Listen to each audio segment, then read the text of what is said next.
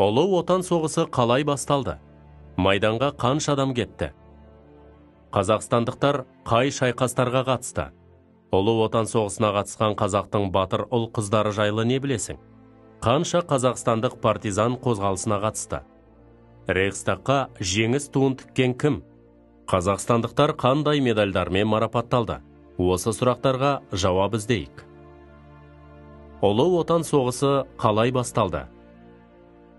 1941 жылы 22 маусымда Гитлерлік Германия соғыс жарияламастан КСРО-ға тұтқиылдан шабуыл жасады.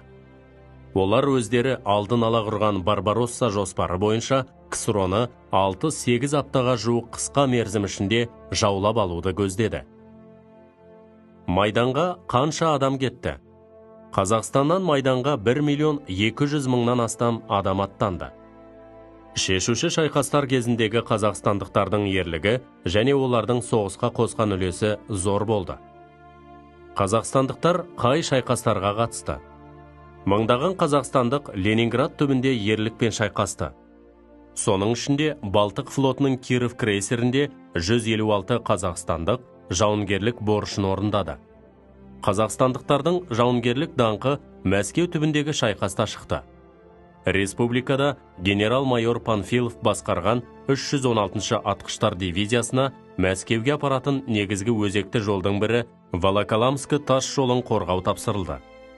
Мұнда Бауыржан Момышұлы басқарған 1075-ші атқыштар полкі жау шабуылына ерлік пен тойтарыс берді. Екінші дүниежүзілік соғыс басталғанда қолбасшы Бауыржан Момышұлы 316-шы атқыштар дивизиясының кейінірек Панфилов атындағы 8-ші гвардиялық дивизия жасақталуына белсене атсалысып, осы бөлім құрамында батальон, полк командирі, кейін дивизия командирі ретінде Мәскеу түбінде Калинин майданында ерлігімен даңқы шығады. Батыр Бауыржан соғыстан кейінде 10 жылдай әскери қызметте болып, Ворошилов атындағы академияны, Кеңес армиясы бас штабының жанындағы жоғары әскери академияны аяқтап, осы әскери оқу орындарында сабақ беріп, ұстаздық етті. Бауыржан Момышұлы 1982 жылы 10 маусымда дүниеден өтті. 1990 жылы Бауыржан Момышұлына Кеңес одағының батыры атағы берілді. Мәскеу түбінде ерлік көрсеткен Төлеген Тоқтаров пен автоматшылар тобын басқарған Мәлік Ғабдуллинге Кеңес одағының батыры атағы берілді.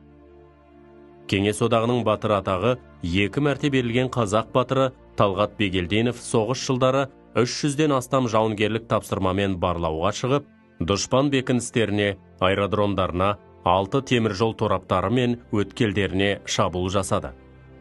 1942 жылы 22 желтоқсанда Сталинградты қорғағаны үшін медалі тағайындалып, 112 адамға Кеңес одағының батыры атағы берілді. Оның төртеуі қазақстандық батырлар: ұшқыш Нұркен Әбдіров, полк командирі Тимофей Позолотин, взвод командирі Гаяз Рамаев және минометші Қарсыбай Спатаев болатын. Сондай-ақ Днепр шайқасында ерекше ерлік көрсеткен 18 жастағы ең жас батыр Жәнібек Елеусізов пен Украина майданында сапер минаны кеудесіне қысып, танкінің табанына құлап, өзін құрбан еткен Абдолла Үсенов есімдері мәңгі халық есінде. Ұлы отан соғысына қатысқан қазақтың батыр қыздары жайлы не білесің? Көптеген қазақстандық қыздар әскери наградалармен марапатталған.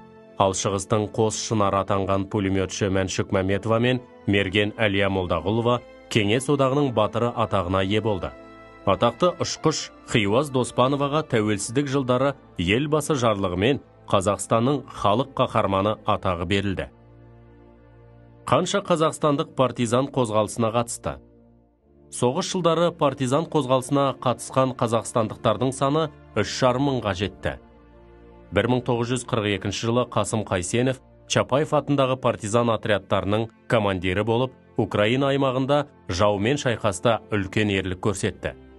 Қасым Қайсеновпен қатар Украина аумағында Қарағанды облысынан Сагаев, Талдықорған облысынан Шленский, Қызылордадан Байдәулетов, Шымкент облысынан Омаров, Алматылық Егоров және тағы басқа әртүрлі партизан құрылымдары қатарында шайқасты. Рейхстагқа жеңіс туын кім тікті? Рейхстагқа тікелей шабуыл жасап, Оған жеңіс туын тіккендердің қатарында қазақстандық Рахымжан Қошқарбаев болды. Қазақстандықтар қандай медальдармен марапатталды? Әскери ерліктері үшін жүздеген мың қазақстандық ордендермен және медальдармен марапатталды. 497 қазақстандық Кеңес одағының батыры атанды. Бұл атақты 97 қазақ иеленді. Олардың ішінде қазақ қыздары Әлия Молдағұлова мен Мәншүк Мәметова бар. 4 қазақстандық ұшқыш Талғат Бегелдинов, Леонид Беда, Иван Павлов, Сергей Луганский Кеңес одағының батыры атағына 2 рет ие болды. 1990 жылы 11 желтоқсанда көрнекті қолбасшы Бауыржан Момышұлына да осы құрметті атақ берілді. Даңқ орденінің толық иегері атағына